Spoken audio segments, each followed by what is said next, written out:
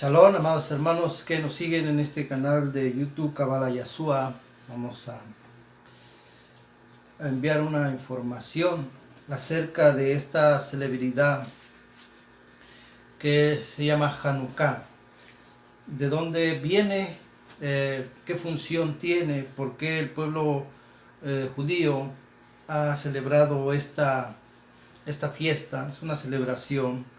No es uno de los preceptos sagrados, es decir, no es una de las 7 convocaciones sagradas, pero vamos a ver el contexto histórico, cultural y sobre todo espiritual que tiene este asunto. Como ustedes han escuchado, incluso en la escuela, ¿va? En la educación primaria, se habla acerca de Alejandro el Grande, Alejandro Magno, este conquistador griego que conquistó una gran parte del Medio Oriente, muchas naciones y pueblos. Había conquistado tanto durante poco tiempo, que fue considerado pues una deidad en su momento, ¿sí? Entonces este acontecimiento de los macabeos y de la celebración de Hanukkah no la podemos entender si primero no entendemos la historia, ¿sí?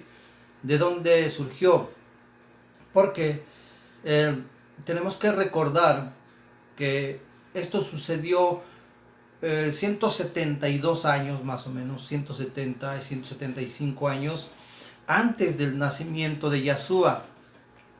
Entonces los griegos habían conquistado muchas naciones y estaban queriendo imponer su cultura, la cultura llamada la cultura helénica, que tenía que ver con el idioma griego y todo aquello que nosotros conocemos. Incluso ellos inventaron, ¿verdad? Inventaron o desarrollaron las Olimpiadas por el amor que se tenía al aspecto físico de manera estética, ¿sí? La belleza pues del cuerpo, la sabiduría. De ahí surgieron grandes filósofos y no los voy a mencionar porque ustedes saben de esto. Entonces resulta que esta conquista de Alejandro Magno originó después de su muerte una división. Le precedió en el trono su padre Filipo II, pero el reino se fragmentó. Incluso la historia está bien detallada en el libro de los Macabeos, que aparece en todas las Biblias católicas. Por cierto, no aparece en otras traducciones de sociedades bíblicas, pero en la Biblia católica aparece la historia detallada de los Macabeos. Entonces, cuando se fragmenta el imperio de Alejandro Magno, después de su muerte, es tomado por generales que él tenía de confianza, lo que hace una división. Pero aquí también podemos aprender que al parecer el padre de Alejandro Magno también fue el padre de Ptolomeo, es decir, el que fundó la dinastía tolemaica, que fueron al parecer 13 o 14 generaciones, que fueron los últimos reyes de Egipto, ¿sí? A donde se fundó Alejandría y de donde surgió la Septuaginta, la primera versión de la Torá, que salió del hebreo al griego, ¿sí? Entonces estamos hablando de un idioma, el idioma griego, que quiso imponer el gobierno griego a todo el mundo. Era el idioma oficial, por decirlo así, en su tiempo. Entonces, esta dinastía tolemaica fue la que dio origen a la primera versión de la Biblia llamada la Septuaginta. Entendemos aquí un poco de historia y vemos cómo el pueblo judío, pues a final de cuentas, estaba entre dos fuegos, ¿sí? En la división del imperio griego. ya con sus generales. Pero de la simiente de Alejandro Magno salió este cuerno pequeño que le llaman, llamado Antíoco Epífanes, que por cierto su nombre significa en persa, no sé qué idioma, una divinidad, ¿sí? Una manifestación divina. Asimismo, él se creía una manifestación divina, se hacía llamar Dios, como lo hicieron los romanos, como lo hicieron los griegos, como lo hicieron los egipcios y como lo hicieron los babilonios.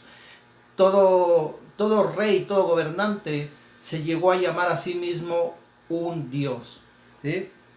Bien, entonces, este es el contexto histórico acerca de la vida de los macabeos, en donde ellos se estaban desenvolviendo. Y lo que conocemos como Hanukkah, en realidad fue una guerra, ¿sí? Fue una guerra. Fue una guerra en donde, como toda conquista, también tenía que ser conquistado el templo de Jerusalén, y fue saqueado, pero también fue alterado el orden. Es decir, Antíoco Epífanes ordenaba en el altar del Mishkan sacrificar animales, en este caso cerdos, ¿sí? Impurificando así el templo. Entonces había judíos que les llamaban renegados, ¿sí? Renegados, quienes se habían adherido con el gobierno griego, porque decían, cuando estábamos con él nos iba bien, ahora que nos hemos separado nos va mal, pues hagamos las paces con el gobierno. Y se helenizaron, absorbieron la cultura griega, por lo tanto todas las demás consecuencias, todos los actos y hasta la forma de adorar, ellos participaban, pues, un tipo de judíos, algunos judíos, no todos, algunos judíos se helenizaron y ya les daba igual sacrificar un cerdo que cualquier otro animal. Habían dejado de sentir o de recibir esa luz que se desprendía del Mishkan. Perdieron el valor, perdieron la brújula completamente de la espiritualidad. Ya solamente quedaba un grupo que llamaban los macabeos, que eran liderados por Judas Macabeo, por Simón. Era una familia, pues, del orden de los Cohen, del orden sacerdotal. Entonces, cuando quisieron, una comitiva del imperio persa quiso que los sacerdotes, los Cohen de Jerusalén, ofrecieran un cerdo, ellos querían observar. La comitiva era mirar con sus propios ojos que las órdenes de Antíoco Epífanes se estaban llevando a cabo. Había prohibido la circuncisión y muchas otras preceptos sagrados del pueblo judío, y muchos obedecieron por miedo. Pero este grupo de los macabeos de judíos se negaron, y cuando llegaron a hacer esa ceremonia, ese rito, un judío estaba poniendo un cerdo en el altar. El Cohen llamado Shimón no soportó a causa del celo por el templo del Todopoderoso, que fuera purificado de esa manera, y mató al judío, a este judío renegado que estaba haciendo esto. Pero no solamente eso, que se enardecieron y mataron a toda la comitiva de Antíoco Epífanes. Imagínense si no iba a comenzar la guerra. Una comitiva del rey, del presidente, habían sido muertos a manos de judíos renegados que se atrevieron y se osaron a no cumplir las órdenes de Antíoco Epífanes. Vemos cómo empieza la guerra, pero aquí los judíos recibieron ayuda de los Hasadim, es decir, de otros judíos que venían de otra parte, que les enseñaron secretos. Ellos eran Cohen, pero no eran cabalistas. Ellos recibieron ayuda de otros Hasidim, de otros Sadik, de otros estudiantes, de la Torá que habían alcanzado un nivel mucho más elevado y eran cabalistas, conocían el secreto de los nombres sagrados. Dentro de la palabra Hanukkah está la palabra Gen, que es el anagrama de la palabra Noah, es decir, la inversión de la palabra Noé es Noah, y el anagrama es las letras en hebreo invertidas, pero estas letras invertidas dan como la fonética o el significado de gracia. Ese significa el nombre de Noé, gracia. Vemos entonces que esta palabra de Hanukkah no surge nada más porque sí. Le vamos a apuntar aquí. También están las letras Jav, la letra Jav y la letra Nun, ¿sí? Tenemos un valor de 20, la Jav vale 20, la Vav vale 6, entonces tenemos la gematría 26, que es el valor numérico de Yud He Vav Hei, el nombre sagrado de Dios. Ahora, esta fecha, ¿sí? Lo que se conoce como Hanukkah comienza el 25 de Kislev. El 25 de Kislev es una fecha, Hanukkah es una fecha. Este 25 de Kislev entonces es una alineación astral, tiene que ver con los astros. ¿Y por qué tiene que ver con los astros? Todas las fiestas, todas las convocaciones tienen que ver con la luna llena, con alineaciones astrales, ¿sí? Es decir, el movimiento de los planetas y de las estrellas en el cielo. Entonces, ¿por qué prohibía Dios la astrología? Porque la astrología de Egipto, de Babilonia, de Persia, estaba basada en la influencia de los astros, de la energía de tal o cual planeta para decidir en mi vida. Influía su energía en mí. Pero resulta que el pueblo judío, en este caso los cabalistas, sabían que las energías de los planetas y de las estrellas estaba contaminada por una irradiación negativa, una frecuencia baja u oscura, que es llamado el Hasatán. Eso ya lo hemos explicado, ¿sí? Entonces, Hanukkah es una emisión de radiación cósmica, pero benigna. Resulta que está eclipsada. Yo lo he llamado de esta manera porque pues, no tengo otra forma de explicarlo. Si tenemos un planeta o una estrella que está emitiendo una irradiación positiva, aparece, ¿sí?, una entidad oscura llamada el Hasatán y eclipsa esta luz que iba a llegar al mundo. La eclipsa. Eso es el entenebrecimiento del entendimiento, ¿sí? Así como oscurece y opaca o eclipsa la energía que viene de una irradiación cósmica positiva, la transforma en negativa. Es como si robara esa fuente de luz. Es por eso que tenemos que conocer de manera básica cómo funcionan los astros. No somos astrólogos, ni mucho menos dependemos de la esencia de los planetas. Pero tenemos que saber cómo funciona ese mundo exterior, porque de ello depende cómo funciona nuestro mundo interior aquí en la Tierra. Y esta alineación, esta configuración astral, no se crea que únicamente ocurre el 25 de Kislev cuando inicia Hanukkah, sino que es en todas las convocaciones sagradas. La mayoría son de luna llena o luna nueva. Y este es el punto importante que queremos enseñar acerca de Hanukkah. Hay muchas cosas en internet que se enseñan acerca de Hanukkah, cómo se encienden las velitas, cuánto tiempo dura, un poco de la historia, pero vamos a ir más lejos. Necesitamos poner atención porque lo que aprendemos de cada celebración judía es lo siguiente.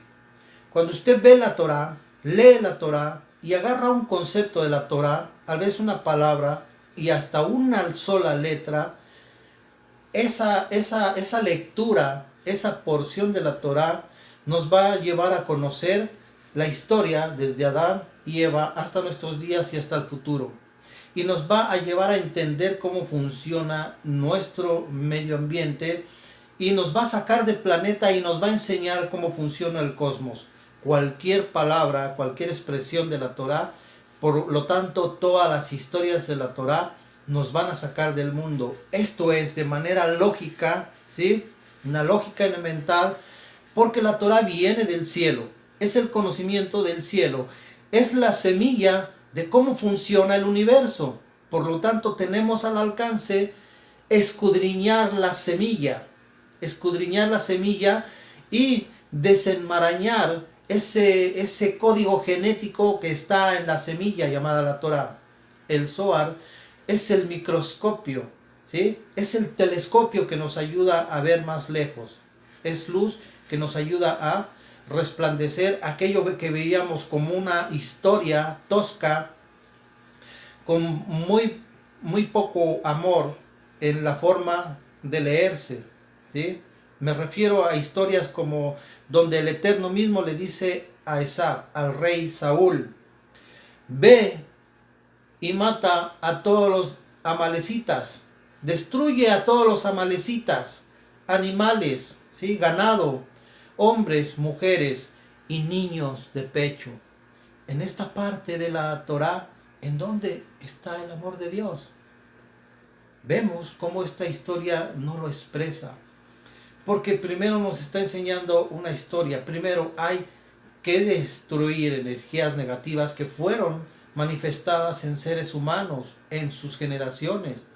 Y esto ocurrió, amados, ¿sí? Esto ocurrió cuando Esab desobedece y dices que guardé esto porque estaban gorditos los borregos, guardé estas joyas, esta riqueza, pues porque nos hace falta, escudándose, desobedeciendo a Dios, dejó vivo a un rey.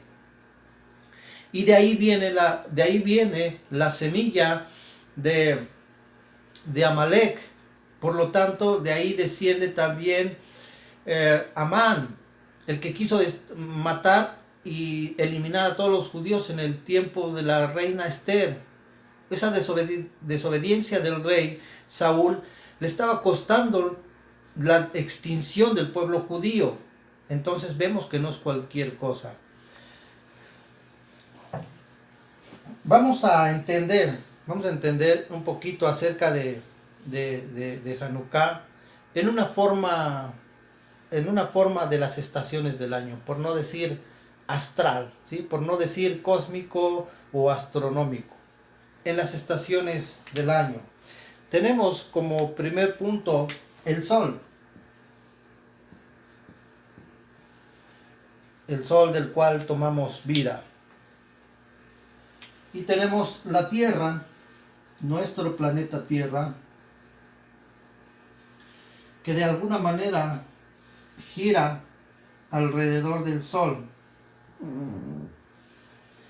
Y vemos cómo tiene pues una órbita, ¿sí? La Tierra tiene una órbita, esta es la órbita que se le llama elíptica. Esta es la órbita elíptica de la Tierra alrededor del Sol, ¿sí? Para que podamos entender un poquito más o menos qué es lo que Hanukkah nos quiere enseñar.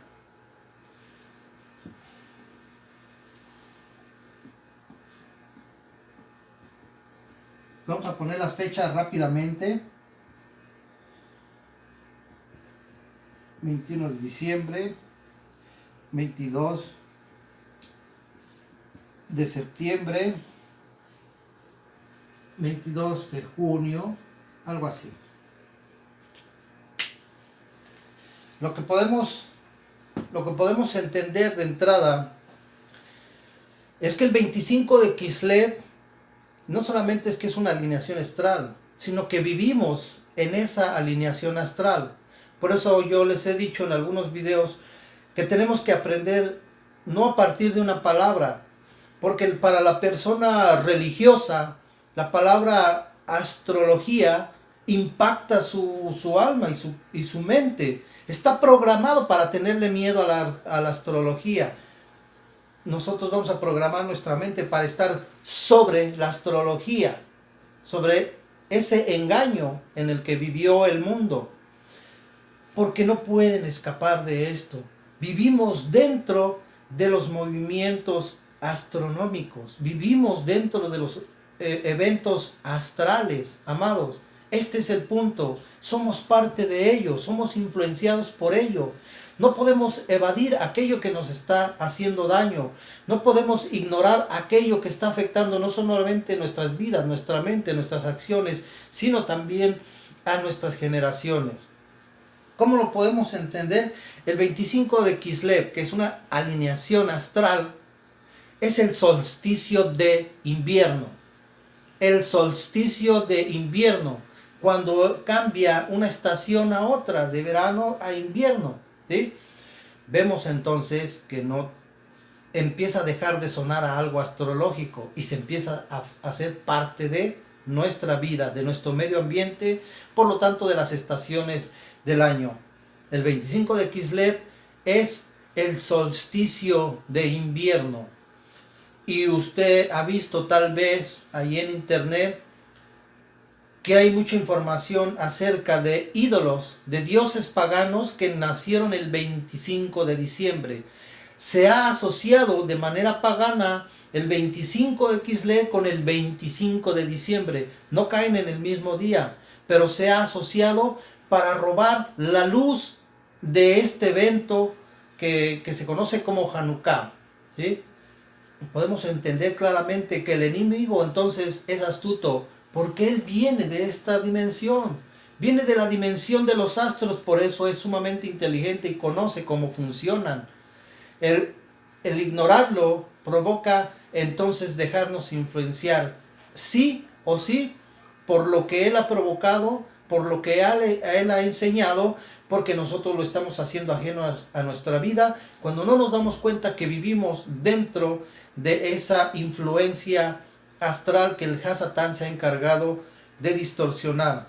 Entonces, si yo he dicho que es como un eclipse, esa bendición, esa irradiación que viene del espacio exterior, ya lo hemos explicado esto también, cómo eclipsa esa luz y pone ídolos paganos. Usted lo va a encontrar muchos ídolos paganos que nacieron supuestamente el 25 de diciembre. Y el mundo lo conoce como el día de la Navidad. No voy a ahondar en este tema porque ya es muy trillado. Pero es el día de la Navidad el cual ha sido usurpado el nombre, pero es el 25 de Kislev cuando comienza Hanukkah y que a su vez es el solsticio de invierno. Ahora, ¿por qué lo puse aquí? Tenemos el 21 de diciembre, comenzamos prendiendo la vela de Hanukkah el día de ayer, ¿sí? Que fue 22. Entonces, si ya prendimos la primera vela de Hanukkah, ya comenzó. Hoy estamos a 23, la prendimos ayer, ¿sí? El solsticio de invierno, aquí está en el calendario gregoriano marcado como el 21 de diciembre. Recuerde, estoy utilizando el calendario gregoriano, ¿sí? El calendario gregoriano, donde los días varían por horas, a veces por día, pero ahí está. Nos da una idea, pero lo vamos a transportar, ¿sí? Vamos a transportar. Entonces es Kislev, 25 de Kislev, el solsticio de invierno. En el mundo diciembre es conocido como la Navidad. Tenemos entonces en marzo, antes de seguir adelante, el solsticio no es otra cosa que en esta órbita elíptica de la Tierra alrededor del Sol, es la parte que está más alejada. Entonces hay dos solsticios, ¿sí? Porque tiene la órbita dos lugares. Imagine un círculo. pero en el sistema astral son de forma elíptica las órbitas de los planetas y en este caso de nuestra Tierra alrededor del Sol es una elíptica. Hay dos solsticios, las partes más alejadas de la Tierra del Sol. Hay dos equinoccios, que son las partes más cercanas al Sol. Cuando la Tierra transita alrededor del Sol en su órbita, las partes más cercanas en su órbita elíptica se llaman equinoccios. Entonces tenemos dos solsticios y tenemos dos equinoccios. Eso ya nos ayuda a entender que son estaciones del año. Son las 4 estaciones del año. Por lo tanto hay equinoccio de verano y equinoccio de otoño. Hay el solsticio de verano y este otro. Perdón. Tenemos en este mes de junio, ¿sí?, que es otro solsticio, el mes hebreo de Tamuz, ¿sí? Y aquí tenemos el mes de Tisri. El mes de Tisri, que es el primer año donde empieza el año judío, es decir, Rosh Hashanah. Pues resulta que en Tisri tenemos tres celebraciones.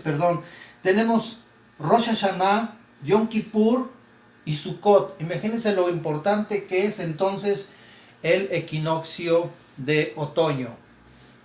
En otras culturas, en otras religiones, esto lo conocen como el inicio de la primavera, un cambio de una estación a otro.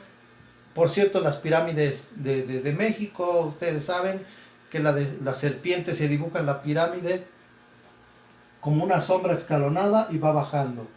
Utiliza un equinoccio, ¿sí?, para velar la luz que está escondida dentro de ese evento llamado equinoccio que ocurre en el mes de Tisri. Ya ve por dónde va la cosa, secuestrando las fechas de las conmemoraciones sagradas, robando la luz de ese día, porque entonces aquí tenemos Yom Kippur, el día más importante para el pueblo hebreo. Tenemos Rosh Hashanah,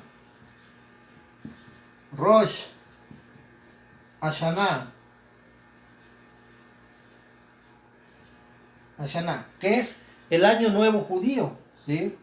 Y tenemos también la fiesta de Sukkot, o la fiesta de las cabañas, la conmemoración de las tiendas de campaña en el desierto, donde nació Mashiach. Se da cuenta entonces cómo las energías negativas no es que han secuestrado el 25 de Kislev llamándole Navidad, sino que todas las estaciones, las 4 estaciones del año, ¿sí?, han sido secuestradas y poniendo allí celebraciones paganas para ocultar la luz. No solamente fue la luz de Shabbat, cambiándola por el domingo, sino todas las celebraciones, porque aquí tenemos 3, pero tenemos en el mes de Nisan, que es en marzo, miren. ¿Qué celebración tenemos aquí? Una de las más hermosas, todas son hermosas, pero Pesach, la fiesta de Pesach es la salida de Egipto, es en el mes de Nisan, que es un equinoccio también. Amados, esta es una forma de entender la fiesta de Hanukkah, y es llamada la fiesta de los milagros, de este gran milagro que duró 8 días, la jarrita de aceite para iluminar. Ellos celebraron Sukkot, esos 8 días que no tuvieron aceite, porque tenían que trasladarse a otro lado durante 8 días para tener aceite. Pero una vez que prendieron la menorá del templo, esta ya no se apagó, ¿sí? Ese milagro quiere decir que la luz ha llegado al mundo, porque los que fueron o estuvieron en alguna religión, les han enseñado que hubo 400 años de silencio, es decir, no había palabra del Creador, no había profecía, había un silencio de parte de nuestro Creador. Lo que estamos viendo en la celebración de Hanukkah es que esa chispa divina, esa manifestación de la luz, del milagro, se ha activado nuevamente en el mundo. Así que el milagro de Hanukkah no ocurrió hace 175 años o 170 años antes del nacimiento de Mashiach. Ese evento, como sigue ocurriendo en los astros, ¿sí?, en el sistema solar, en el espacio exterior, lo tenemos que transportar ahora. Lo que ocurrió hace 2000 años y un poquito más, 2200 años ya más o menos, ese evento ocurrió allí, pero sigue ocurriendo ahora, aquí, ahora en nuestros tiempos y en nuestras vidas. Nos sigue afectando, utilizando ese término, en realidad nos sigue beneficiando el milagro de Hanukkah. Es la chispa que vuelve a estar en el mundo mientras no hay un Mishkan, mientras no hay un templo, la luz divina en forma de milagro sigue ocurriendo en el mundo. Ese milagro es usted, soy yo. Es el mundo que de alguna manera está despertando al conocimiento del Creador. Estos son secretos que no le enseñan en la religión, porque ellos piensan que la astrología es algo del diablo. Tendríamos que decir que los planetas los hizo el diablo y las estrellas las hizo el diablo, cosa que es absurdo. Necesitamos entender cómo funciona este mecanismo, porque es precisamente el que está secuestrado por el enemigo. Y mientras no sean liberados a través de nuestra actitud, de nuestro corazón, de nuestro amor, haciendo que esa clipad negra, esa oscuridad allí, empiece a menguar, desaparezca y comience a fluir la luz del Creador. Amados, espero haberme dado a entender con este concepto más avanzado de lo que es Hanukkah, pero para que podamos darnos cuenta qué es lo que estamos celebrando cuando prendemos una vela en Hanukkah. Es una fiesta, es algo bonito, es algo hermoso. De hecho, de ahí vienen las luces de Navidad que prenden en las casas y velitas y todo. El precepto era prender la menorá del lado izquierdo de la puerta de la casa y que todo el mundo vieran la luz, que significaba el milagro. Ponerla en la ventana para que todos vieran el milagro que había creado el Dios. Era conmemorado a través de la menorá de 9 brazos. Ahora entenderá por qué en las casas ponen lucecitas y todo esto. Las raíces son meramente del pueblo hebreo hace más de 2000 años. Gracias por su atención, que el Eterno les conceda shalom a todos.